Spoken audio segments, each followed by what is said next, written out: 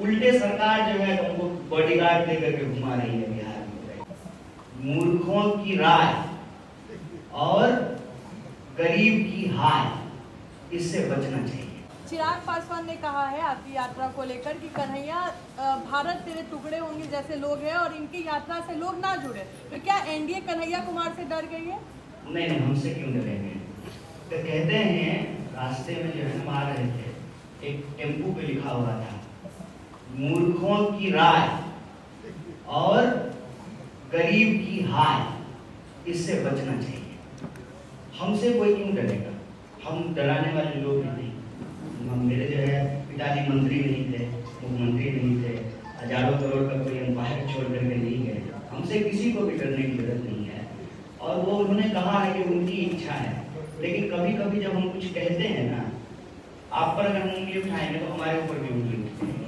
तो सरकार में हम है नहीं, मंत्री है नहीं, मेरे पिताजी गृह मंत्री के नहीं है, कोई जैसा थोड़ी। तो जब आप ये प्रश्न मेरे को उठाएंगे तो सरकार की कानून व्यवस्था पे प्रश्न उठाएगा कि कोई इंसान अगर इतना बड़ा अपराधी है, दुर्दांत अपराधी है, आतंकवादी है, खुलेआम सड़क पर घूम रहा है, सरकार को उसको पकड़ करके जेल में डालना चाहिए, फांसी पे टाल देना चाहिए। उल्टे सरकार जो है उनको बॉडीगार्ड लेकर के घुमा रही है बिहार में। तो प्रश्न जब करें तो प्रश्न करने से पहले ये याद करें कि प्रश्न उनकी जमीन पे खड़ा होकर के करना है। बाकी उनकी इच्छा है, मेरी शुभकामनाएं हैं उनको।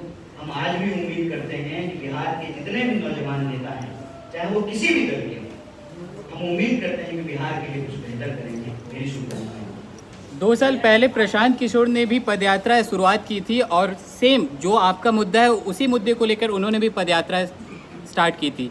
फिर आपके पदयात्रा और उनके पदयात्रा में क्या डिफरेंस हो गया? फिर देखिए, पदयात्रा तो इस देश में होते रहती है। पदयात्रा जो है हमारी धर्म में, संस्कृति में रचा बसा है।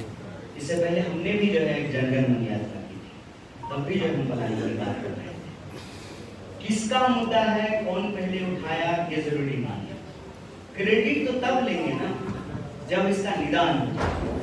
हम कहते हैं कि इसको सब उठाए, बीजेपी भी उठाए, जेडीयू भी उठाए, आरजेडी भी उठाए, प्रशांत जी भी उठाए, चिराग पासवान जी भी उठाए, मांझी जी भी उठाए, कांग्रेस पार्टी भी उठाए, बिहार का हर राजनीतिक व्यक्ति और हर राजनीतिक दल इस मुद्दे को उठाए, क्योंकि ये सामूहिक प्रयास से, सामूहिक पराक्रम से जो है इसकी सिद्धि संभव है। इसमें कोई तेरा मेरा कोई क्रेडिट लेने का बात नहीं है। कोई आईपीएल मैच फ्री हो रहा है कि हम जीत जाएंगे, हमको ट्रॉफी मिल जाएगा।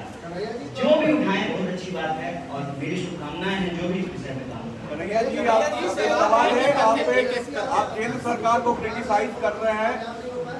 देखिए, तेजस्वी जी उठा रहे हैं, चिराग जी उठा रहे हैं, प्रशांत किशोर जी उठा रहे हैं, बीजेपी के लोग उठा रहे हैं, जेडीयू के लोग उठा रहे हैं, कोई भी लोग उठाएं। बिहार के जो 14 करोड़ लोग हैं वो पलायन के दंश से झेल रहे हैं, जूझ रहे हैं, ये सच। कोई ऐसा परिवार नहीं है जिस परिवार से बिहार के लोग बाहर नहीं जाए। तो कोई भी मुद्दा जो है जरूरी है और सब लोग मिलकर के उठाएं, और जो भी इस लड़ाई में साथ हैं सबका साथ। कन्हैया जी, एक सवाल है, आप केंद्र सरकार को क्रिटिसाइज कर रहे हैं, लेकिन राहुल गांधी ने यहीं पर कहा था कि जो कांग्रेस को बिहार में काम करना चाहिए था वो काम नहीं हुआ था। किस तरीके से देखते हैं इस बयान को? कौन सा काम कांग्रेस को करना चाहिए था जो अब तक नहीं हो पाया? क्यों आरजेडी के बड़े भाई, आरजेडी को बड़ा भाई बना के कांग्रेस पीछे चल रही है? देखिए, कांग्रेस पार्टी ने इस देश को आजादी दिलाने में बहुत बड़ी भूमिका निभाई, स्वतंत्रता आंदोलन का नेतृत्व किया। जब देश को आजादी मिली तो ये संविधान का निर्माण हुआ, संविधान का शासन स्थापित हुआ। कांग्रेस पार्टी ने इस देश को न सिर्फ अंग्रेजों से आजादी दिलाने में भूमिका निभाई, बल्कि जो राजे राजवाड़े जमींदारों का शासन था उससे भी आजादी दिलाई। बिहार में बहुत सारे ऐसे सुधार वक्त के साथ होने चाहिए थे जो होना बाकी है। उस मुहिम में हम लोग लगे हुए हैं और वो मुहिम ये है कि समाज के आखिरी पंक्ति का जो इंसान है उस तक भी न्याय पहुंचे, और उसी को करना कांग्रेस पार्टी की जिम्मेवारी है। अभी हमारा एआईसीसी का सेशन हुआ था, उसमें हम लोगों ने यही संकल्प लिया है कि पूरा समर्पित होकर के न्याय के पथ पर चलेंगे और लोगों के न्याय के लिए संघर्ष करेंगे।